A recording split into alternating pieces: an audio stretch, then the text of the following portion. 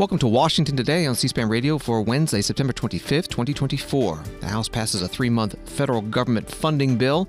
Senate then moves to pass it as well and get to the president to be signed into law, and that means no government shutdown with the start of the new fiscal year, October 1st. Republican presidential nominee Donald Trump says Iran is behind the 2 assassination attempts against him in the past few months, and that the FBI should get Apple to help investigators unlock potentially foreign-based apps on the phones of the suspected assassins. Democratic presidential nominee Kamala Harris talks about her economic proposals at the Economic Club of Pittsburgh, and it includes tax credits for manufacturing. President Joe Biden goes live on the TV show The View and says if he had stayed in the presidential race, he would have beaten Donald Trump, whom he calls a loser. Ukrainian President Volodymyr Zelensky tells the United Nations General Assembly that Russia plans to attack nuclear power plants in Ukraine and warns of catastrophic consequences if the world allows that to happen. The FAA Administrator Michael Whitaker tells a Senate subcommittee that safety culture reforms at aircraft company Boeing will take years, but they are moving in the right direction with FAA oversight. And Florida Governor Ron DeSantis talks about preparations for approaching Hurricane Helene. Story from the New York Times. The House on Wednesday passed a short-term spending bill to avert a government shutdown just ahead of the November elections, punting a bigger funding fight to the end of the year. Speaker Mike Johnson again turned to Democrats to supply the bulk of the votes to keep federal funding flowing through December 20th, after conservatives in his own conference said they would not support the legislation because it would not cut spending and did not include a measure imposing new proof of citizenship requirements on voter registration. The vote was 341 to 82, with a majority of the Republican conference voting in favor of the legislation. Mr. Johnson had brought the legislation to a vote using a special procedure to pass the bill that requires the support of 2/3 of those voting in an effort to circumvent any attempt by hardliners to block consideration of the measure. All Democrats present voted in support of the legislation. That was from the New York Times. Here's some of the debate before the vote. Congressman Tom Cole, Republican of Oklahoma, chairs the Appropriations Committee. In a matter of days, funding for the fiscal year 2024 will run out, and it's Congress's responsibility to ensure that the government remains open and serving the American people. We are here to avert harmful disruptions to our national security and vital programs our constituents rely on. Before I discuss the underlying bill, I'd like to note the progress this body has made so far on the appropriations process. After a late start due to the delay of fiscal year 2024 process and a late presidential budget request, the Appropriation Committee succeeded in passing all 12 of our fiscal 2025 bills out of committee, all of which were within the bounds of the Fiscal Responsibility Act, which is enshrined in law. The House then passed 5 of those bills across the floor, representing nearly 71% of overall discretionary spending. Despite House Republicans' strong momentum, time is drawing short, and our colleagues in the Senate, who have yet to pass all of their bills out of committee or to pass a single fiscal year 2025 bill across the floor, have not kept pace with the House. It's clear we're unable to complete the full appropriations process by September 30th. That means that a continuing resolution is needed. The bill before us is narrow in scope and continues government operations through December 20th. It includes extensions for critical programs that must remain in place, such as WIC, TANF, and the National Flood Insurance Program. It also includes additional resources for the Secret Service to ensure candidates and government leaders are protected, while also guaranteeing the full cooperation of the Secret Service with congressional investigations. Mr. Speaker, governance by continuing resolution is not ideal. Like most, my preference would be to pass full-year individual appropriations bills through regular order, but we are out of time. We cannot afford a shutdown, which would be greatly damaging to our national security, to critical government programs, and to the American people, not to mention the enormous cost of government shutdowns. I commend the Speaker for his efforts to find a path forward. He was dealt a very difficult hand and has delivered once again for the good of the country. This path ensures Americans aren't needlessly punished with a costly shutdown and allows the people and, importantly, the next president to have a say in the appropriations process. Congressman Tom Cole, Republican from Oklahoma, chair of the Appropriations Committee on the House floor. The extra money he mentioned for the Secret Service in this bill, $231 million. Congressman Chip Roy, Republican from Texas, spoke against this 3-month CR. The last time we moved all 12 appropriations bills through the House, I believe, was in FY 2010. The last time that we did not have to use a continuing resolution to be able to fund government, I believe, was 1997. I think 4 times in my lifetime have we been able to pass all 12 appropriations bills through both bodies and get them signed by the President of the United States. This institution is failing. It's failing to do the one core thing it's supposed to try to figure out what to do. And that isn't the spending bills. It's actually defending the United States of America, securing the border of the United States, doing what the Constitution actually prescribes, what the preamble lays out, securing the blessings of liberty. We're not doing that. And we end up in a vicious circle every single year, the same vicious circle. And the American people are watching and they're wondering, why on earth cannot the 435 people sent here to represent them figure out how to do what every other family and business and nonprofit in the United States has to do? And the short answer is it's because we can and do print money. We irresponsibly continue to spend money that we do not have, that we have not collected, and we continue to retreat to the corners of our safe political spaces and hide behind them in order to try to sell something to the American people.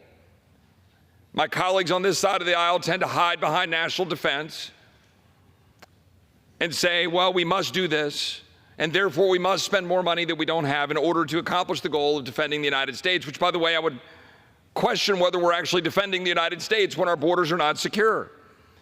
My colleagues on the other side of the aisle have never met a program they don't want to advance to make another promise that we can't fully honor to the American people in the form of some additional welfare payment or additional bunch of free stuff. But yet we never pay for any of this. Not a dime. We are taking in $4.5 to $5 trillion and we're spending $6.5 to $7 trillion. Like, what are we doing? I mean, it's absurd. And the American people look at us and they go, what on earth is wrong in Washington? We end up back at the same spot every single year.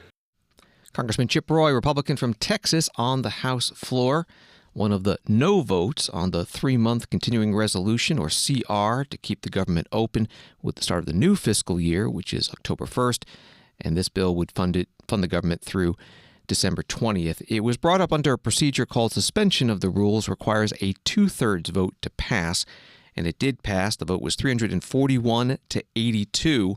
Voting yes, 132 Republicans and 209 Democrats. Voting no, 82 Republicans. The House Minority Leader Hakeem Jeffries, Democrat from New York, at a news conference earlier in the day, was asked about the CR and the regular 12 annual government funding bills. Republicans, both House and Senate, have consistently pointed out to us this week that the Senate has not passed a single appropriations bill, despite the bills passing out of committee on a mostly bipartisan basis.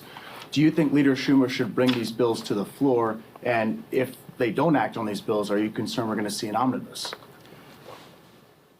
House Republicans have failed to do their job repeatedly with respect to the appropriations process, and have not even been able to move a majority of appropriations bills that they authored without Democratic input onto the House floor and over to the Senate.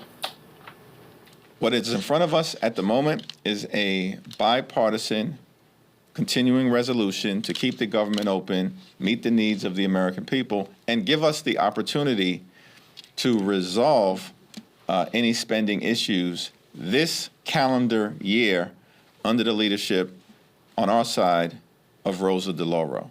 This is not a complicated thing at this moment in time.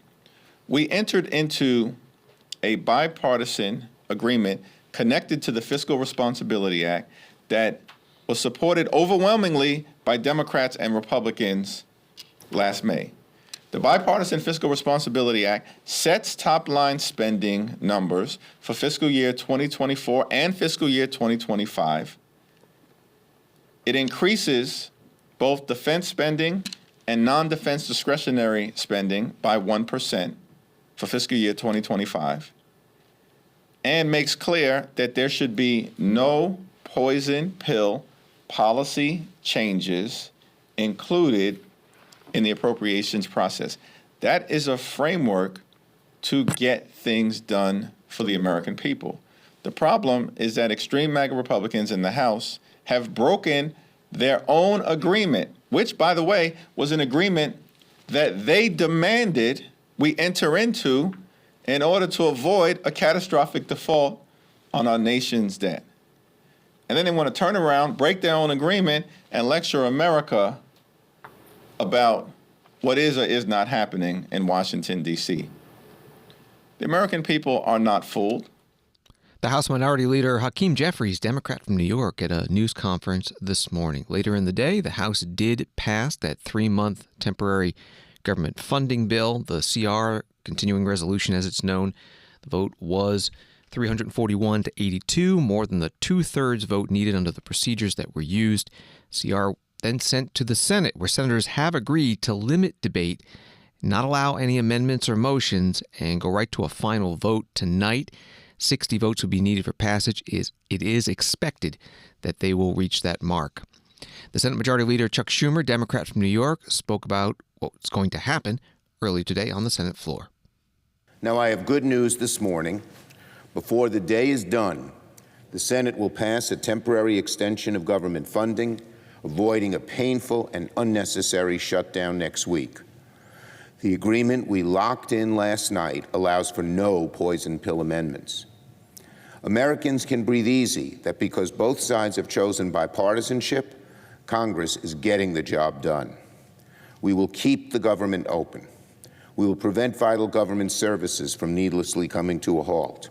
We will give appropriators more time to fully fund the government before the end of the year. And I'm especially pleased we're getting the job done with some time to spare.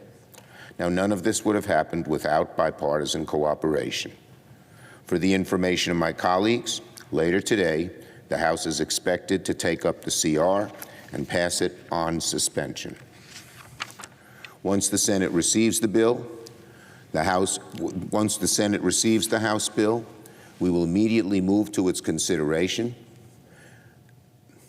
We hope to vote early this evening, with final passage set at 60 votes.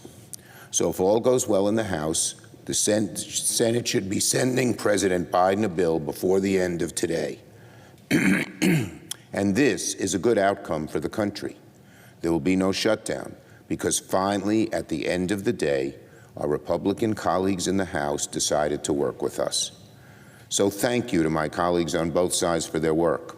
We aren't quite done, but we're now on a clear glide path to getting the CR across the finish line.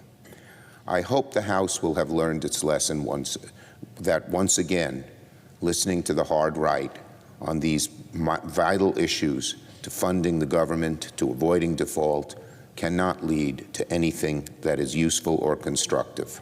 In fact, I hope this positive outcome of bipartisanship can set the tone for more constructive bipartisan work when we return in the fall.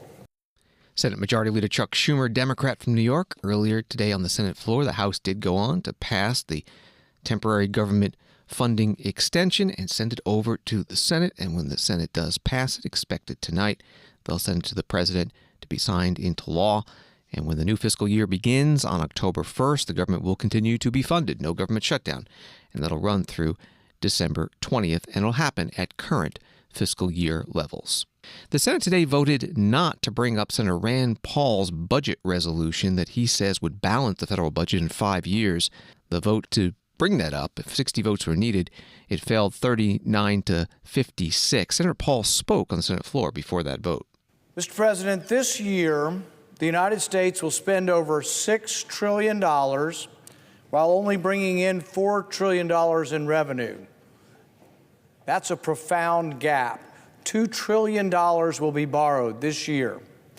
To add insult to injury, Congress spends like drunken sailors without even bothering to pass a budget. There is no budget. The Democrats have passed no budget in the Senate, and the Republicans have passed no budget in the House. We're going to spend $6 trillion without anybody even thinking about where the money comes from, how to budget to afford a $6 trillion government. In fact, over the past 20 years, Congress has passed a budget less than half of the time. So today I will attempt to do what both parties have failed to do, and that is pass a budget. They didn't ask me to do this. In fact, they would probably prefer I not introduce a budget because it embarrasses the status quo of both parties. I'm only allowed to introduce this budget because they didn't do their job, and once upon a time, someone wrote privileged rules into the Senate that says if the parties fail to produce a budget, anyone can. So I've leapt at the chance because I think the American people would like to see us do something responsible, like balancing our budget. The penny plan that I offer today will balance the budget in 5 years. The federal government passed an ignominious landmark this year.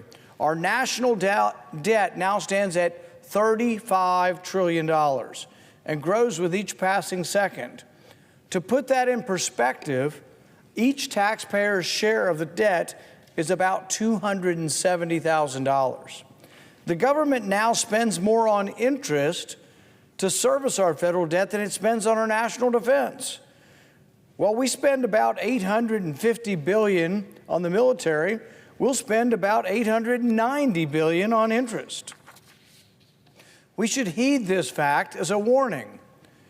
As historian Neil Ferguson points out, any great power that spends more on debt service than on defense will not stay great for long. We must act now if America is to once again be a rising nation. Senator Rand Paul, Republican from Kentucky, on the Senate floor. He calls his budget resolution the six-penny plan because it would cut federal spending 6% each year until the budget balances. Senator Sheldon Whitehouse, Democrat from Rhode Island, opposed starting debate on that budget resolution. So as of June 3, 2023, we have a bipartisan budget deal that is good for 2 years until September 30, 2025. Just days before a government shutdown, House Republicans spent most of this month trying to figure out how much of the deal they could renege on to get votes from their fractured caucus.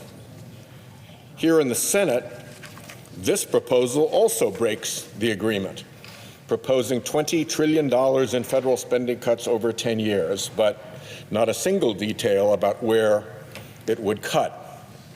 Republicans are not happy to disclose where cuts would be because the American people would not be happy about the likely results. Cuts, for instance, to Medicare or veterans programs, to border security, national parks, law enforcement, transportation safety, affordable housing, education, and Medicaid. And, of course, the drill baby drill climate deniers would cut climate and clean air and water programs. If adopted in its final year, this budget would cut all those programs by 35%. While this budget attacks basic federal programs in the name of fiscal responsibility, Republicans simultaneously plan to blow up the deficit by cutting taxes for their billionaire mega donors and big corporations. Under one hat, Republicans act fiscally conservative and seek to cut programs to reduce the national debt. Under their other hat, they pursue more Trump tax cuts for the wealthy, increasing the debt by $4.6 trillion. Senator Sheldon Whitehouse, Democrat from Rhode Island, on the Senate floor. The Senate voted not to bring up Senator Paul's budget resolution. 60 votes were needed. The vote was 39 to 56. On Wall Street today, the Dow down 293, NASDAQ up 7, S&P down 10. Article from Reuters, a U.S. Senate panel investigating Boeing's safety culture on Wednesday faulted the plane maker's quality practices and oversight by the Federal Aviation Administration, citing documents obtained in an ongoing investigation. The Senate Permanent Subcommittee on Investigations, which is holding a hearing Wednesday with FAA Administrator Mike Whitaker, said Boeing workers continue to feel pressure to prioritize speed of production over quality.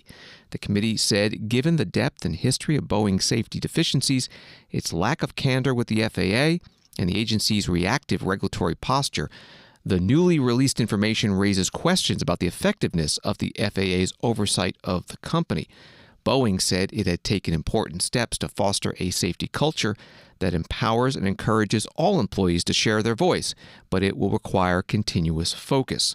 The committee disclosed details of an FAA audit completed after a door plug missing key bolts blew off a new Alaska Airlines 737 MAX 9 jet at 16,000 feet in January.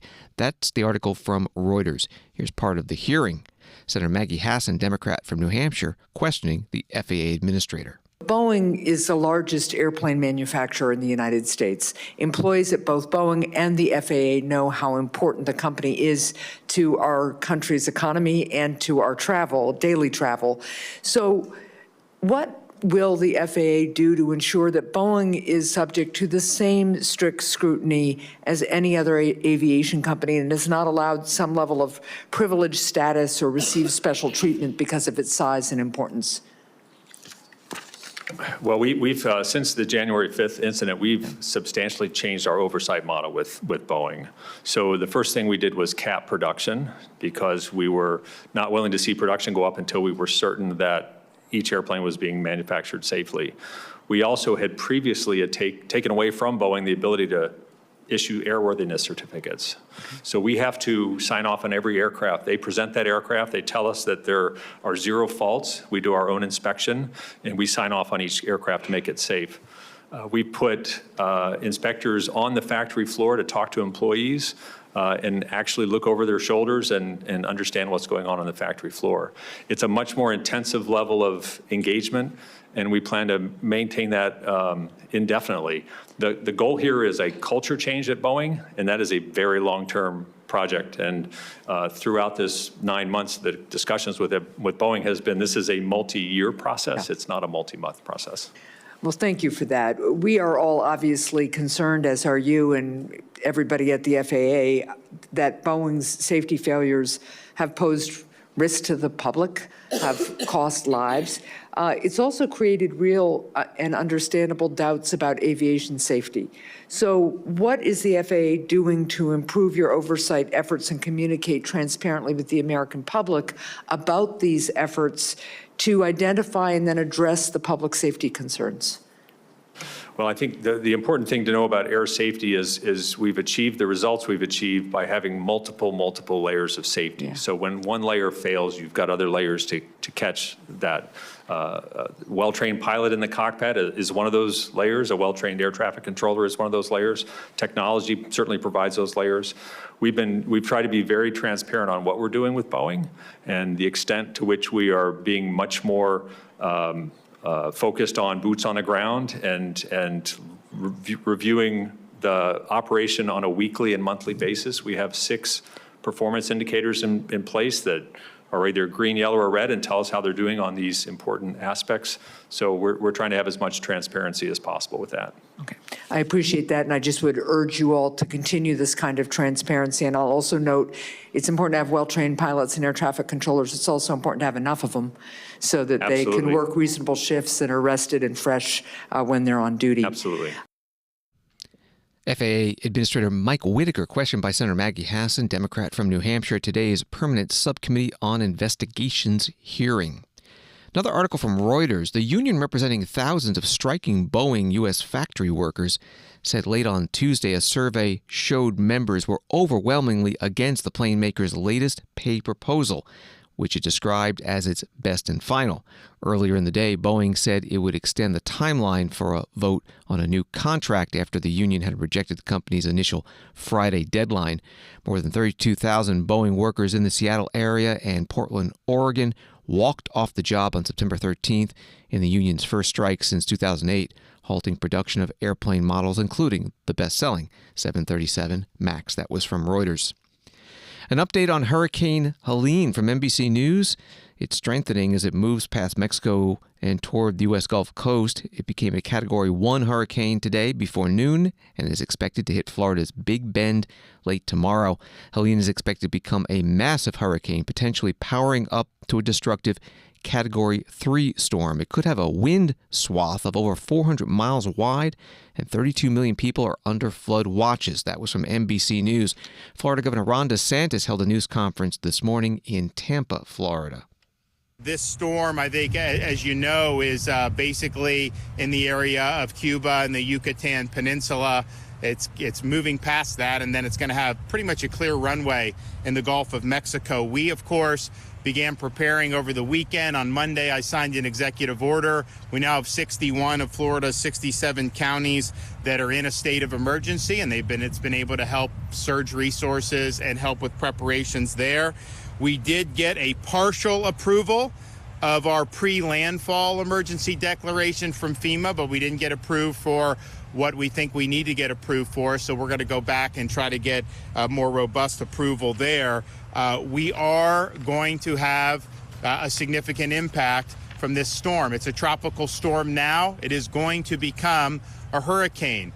The models vary on how intense, but there's clearly a pathway for this to rapidly intensify prior to making landfall. You'll see these cones that get produced by the National Hurricane Center. You see these spaghetti models that get put out that I see online, and that's fine, and you should look at that, but just understand this is a very big storm. You're going to have impacts that are far outside of what a spaghetti model would have or what a cone would have. And so here in the Tampa Bay area, none of those spaghetti models or cones necessarily have the eye of the storm hitting Tampa Bay, but even if it's 100 or 200 miles off the coast, you are going to see impacts with storm surge. You're going to see impacts with flooding, and so just be prepared for that. There have been local communities, counties that have issued evacuation orders in a number of Florida counties. You still have time to be able to do that,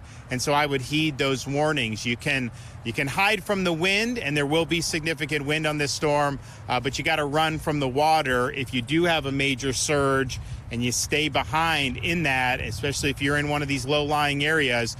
That is potentially hazardous. You do not have to evacuate so that you evacuate far enough to not have any impact of the storm. If you get to higher ground and get in a safe structure like the shelters that have been opened, I know in Hillsborough County and in other parts of the state, that will be sufficient. Maybe you have friends that are in higher ground. Maybe you have a hotel that you want to go to. You don't have to drive hundreds of miles, but if you are told to evacuate and you're in those low-lying areas, just know that there is the potential to have some significant storm surge.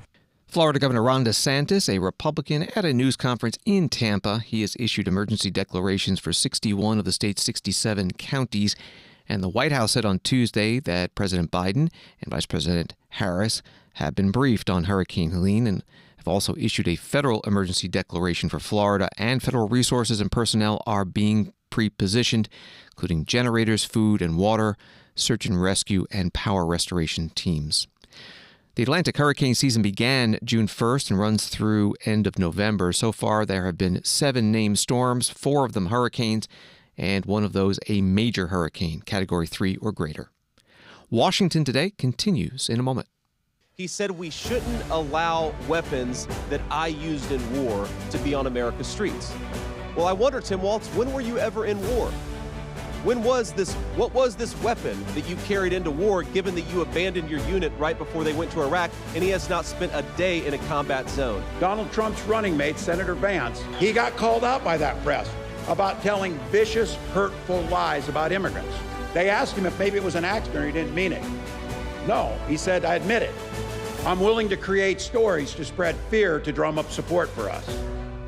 Watch the CBS News Vice Presidential Debate, simulcast live Tuesday on C-SPAN, as Minnesota Governor Tim Walz and Ohio Senator J.D. Vance take the debate stage and go head-to-head for the first time. Coverage begins with a preview show at 8 p.m. Eastern, followed by the debate at 9 p.m. The CBS News Vice Presidential Debate, simulcast live Tuesday on C-SPAN. C-SPAN, your unfiltered view of politics.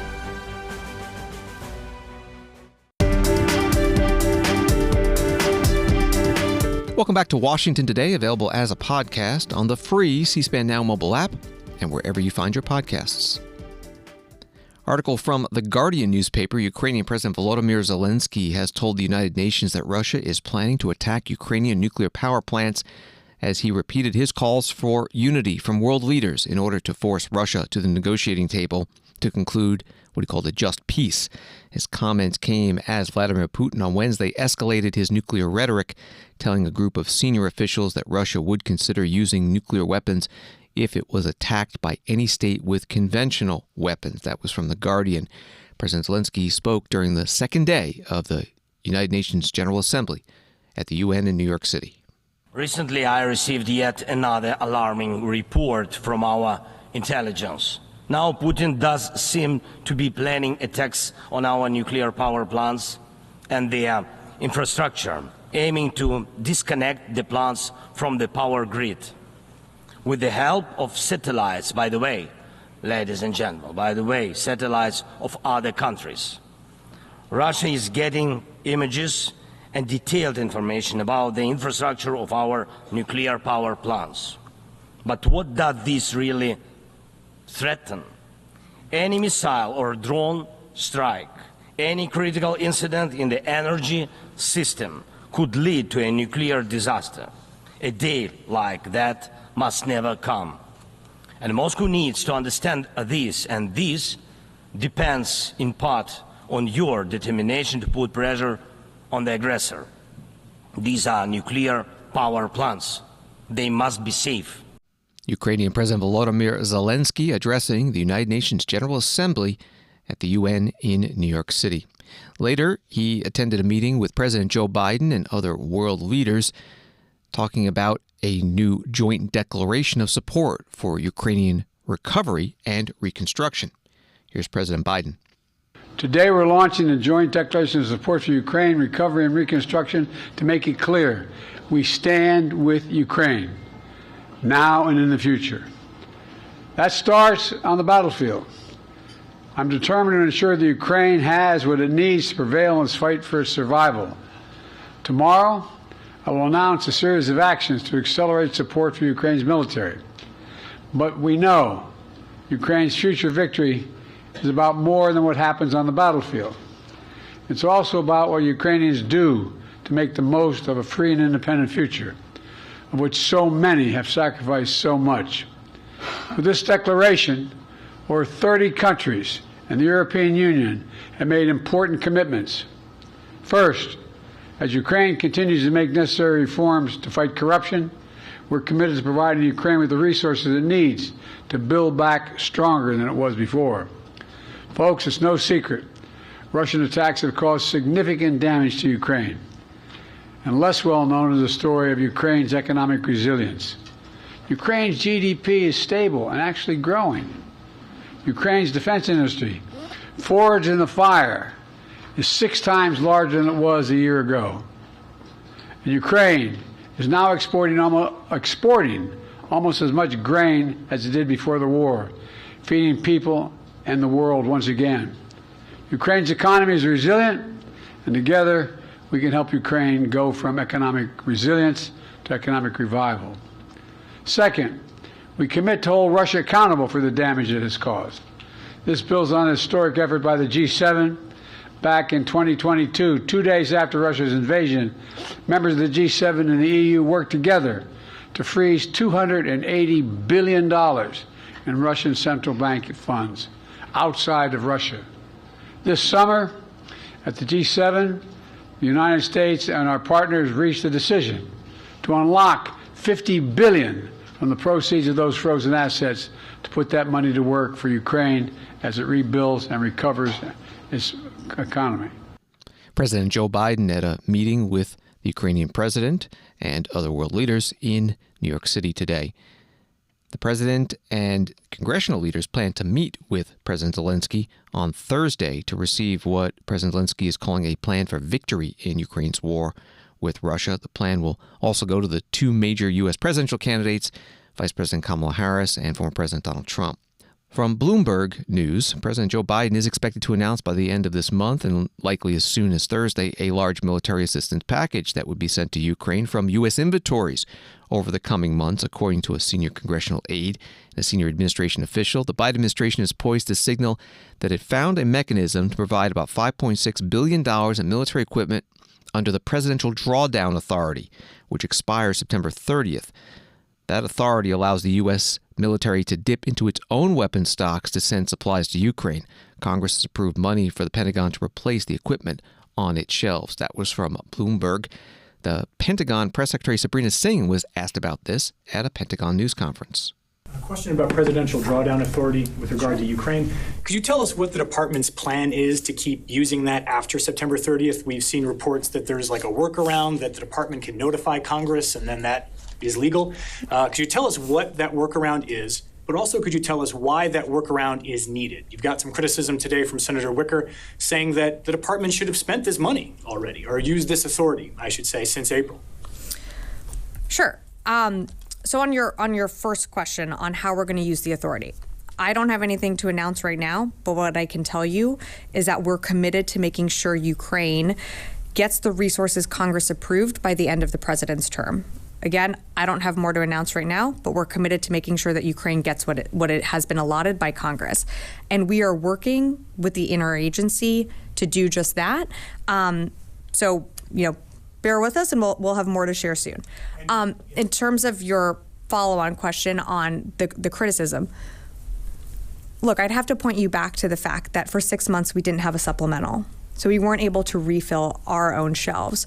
So therefore, when you're not able to backfill and refill our own stocks, we're not able to send out PDAs. So you have to remember during that time, we still had some existing authority, but we weren't able to send equipment, capabilities, systems out to Ukraine because we didn't have it on our stocks. During that time, during that 6 months lag, because we weren't able to do that, that also impacts packages going down the road. So we're going to make sure Ukraine gets what it needs, in the future. But to push back on that criticism, I would say that when you don't have what you need on your shelves, it makes it hard to send out that equipment, in the timetable that Congress gave us when it was authorized. So is the plan now to move at a faster rate than you've been moving so you can get it done before President Biden ends his term? I think we'll have more to share in the coming days. I just don't have more for you right now. The Pentagon Press Secretary Sabrina Singh at a Pentagon news conference. Senator Tommy Tuberville, Republican from Alabama, spoke today on the Senate floor about the war between Russia and Ukraine and said the U.S. should not send any more aid to Ukraine. Mr. President, I rise today to talk about the unwinnable war in Ukraine, which has already cost American taxpayers billions of dollars. Now, anyone who dares question the uniparty's narrative on the war in Ukraine is obviously going to get criticized. That's okay. The media has been complicit in pushing this narrative. Think about, when was the last time you saw live footage on the ground in Ukraine? It's rare because Ukraine is losing and is losing badly. This comes after we just gave Ukraine $60 billion more of taxpayer money earlier this year to prolong this war. I see President Zelensky, a uniparty puppet, is here begging for more money on a campaign trail with Kamala Harris. It feels like he's here every other month demanding more and more taxpayer money. That's because he knows that the money spigot will cut off if Kamala Harris doesn't win in November. Look, this subject is too important to go unaddressed. Over the last several months, I've asked multiple high-ranking members of the Biden-Harris administration to articulate what it is trying to accomplish in Ukraine. Just tell us. Tell us what it'll cost and how we plan to achieve these results. Basically, I'm asking, what is our game plan? Not one official in this administration has answered my questions clearly, not one. Senator Tommy Tuberville, Republican from Alabama, today on the Senate floor. He referred to Ukrainian President Volodymyr Zelensky taking part in campaign activities. House Speaker Mike Johnson, Republican from Louisiana, sent a letter to President Zelensky today that started, "I demand that you immediately fire Ukraine's ambassador to the United States, Oksana Markarova.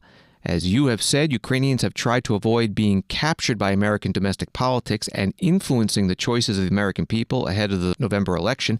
Clearly, that objective was abandoned this week when Ambassador Markarova organized an event in which you toured an American manufacturing site. The facility was in a politically contested battleground state, was led by a top political surrogate for Kamala Harris, and failed to include a single Republican because on purpose no Republicans were invited. The tour was clearly a partisan campaign event designed to help Democrats and is clearly election interference." That was part of the letter from Speaker Mike Johnson to the Ukrainian president. The visit was to an ammunition factory in Scranton, Pennsylvania. Some developments in the war in the Middle East from the Jewish news syndicate. Israeli Defense Forces Chief of Staff announced on Wednesday that the military was preparing a possible ground operation in Lebanon to remove the threat posed by Iranian-backed Hezbollah. "You can hear the planes above us. We are attacking all day, both to prepare the area for the possibility of your entry into Lebanon and also to continue harming Hezbollah," he told troops during a drill. Donald Trump presidential campaign said Tuesday that Donald Trump had been briefed by intelligence officials about ongoing threats of attempted assassination by Iran of Donald Trump. Today, Donald Trump said he believes Iran was behind the two recent attempts on his life, and the FBI should get the tech company Apple to unlock phones of the suspected assassins to be sure. As you know, there have been 2 assassination attempts on my life that we know of, and they may or may not involve, but possibly do, Iran.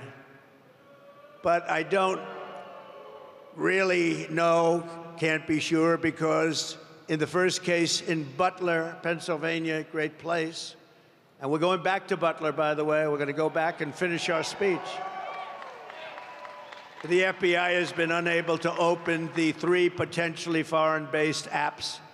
And in the second case, the assassin had 6 cell phones in his car, yet the FBI has likewise been unable to penetrate their guard.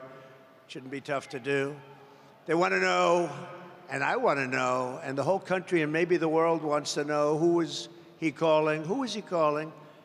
In the old days, the FBI and the DOJ used to capture people before anything happened. In current days, the upper echelon of the FBI is all talk while they focus on the sitting president's political opponents. That's what they're doing. They spend so much time. We won the case in Florida.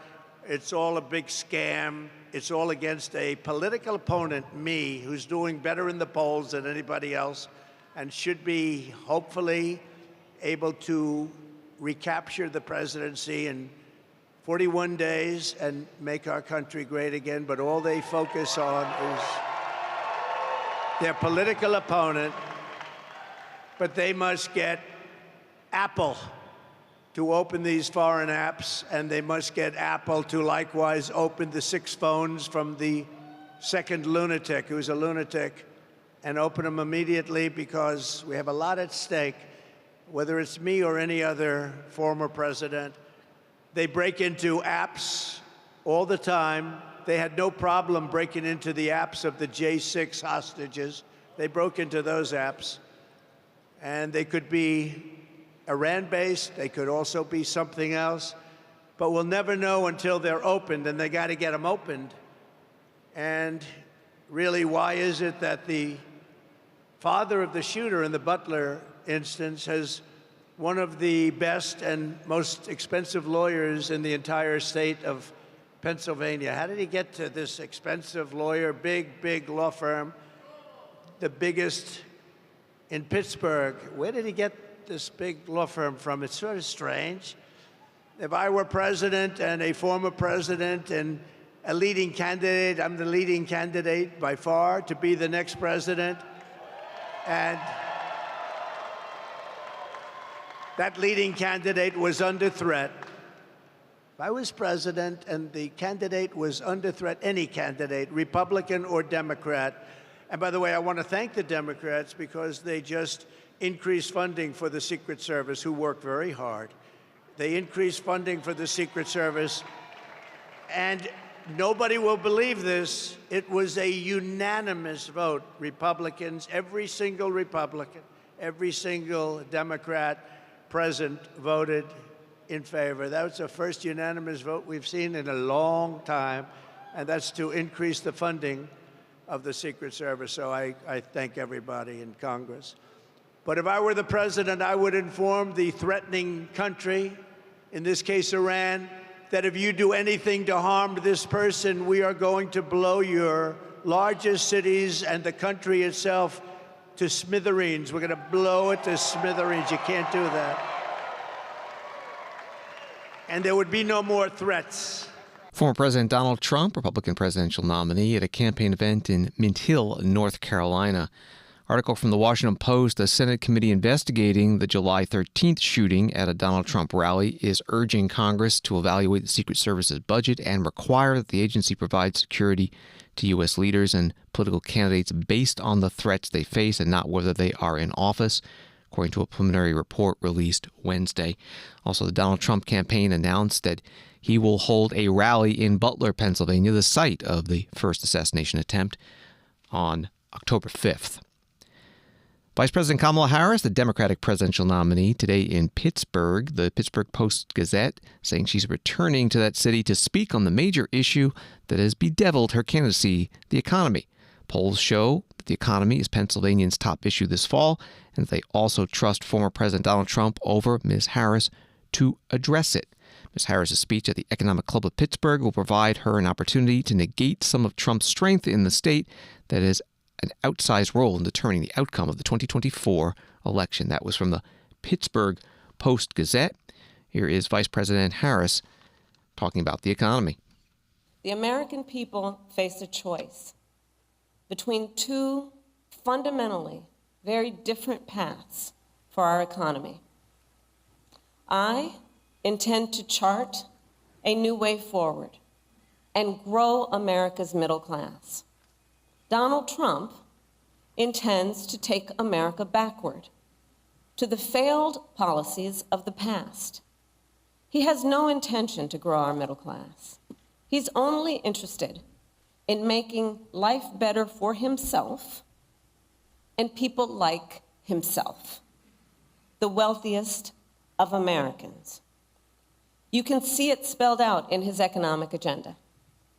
An agenda that gives trillions of dollars in tax cuts to billionaires and the biggest corporations, while raising taxes on the middle class by almost $4,000 a year, slashing overtime pay, throwing tens of millions of Americans off of health care, and cutting Social Security and Medicare.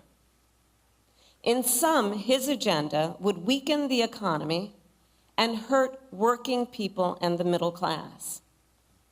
You see, for Donald Trump, our economy works best if it works for those who own the big skyscrapers, not those who actually build them, not those who wire them, not those who mop the floors,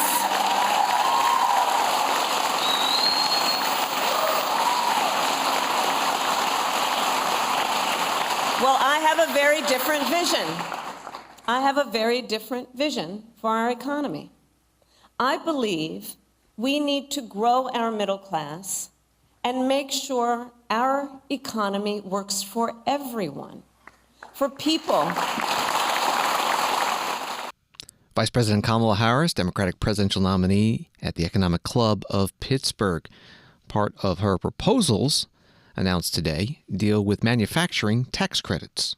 And we will invest in the industries that, for example, made Pittsburgh the Steel City by offering tax credits for expanding good union jobs in steel and iron and manufacturing communities like here in Mon Valley.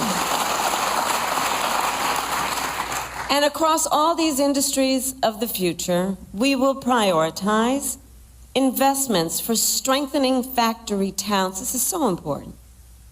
For strengthening factory towns, retooling existing factories, hiring locally, and working with unions, because no one who grows up in America's greatest industrial or agricultural centers should be abandoned.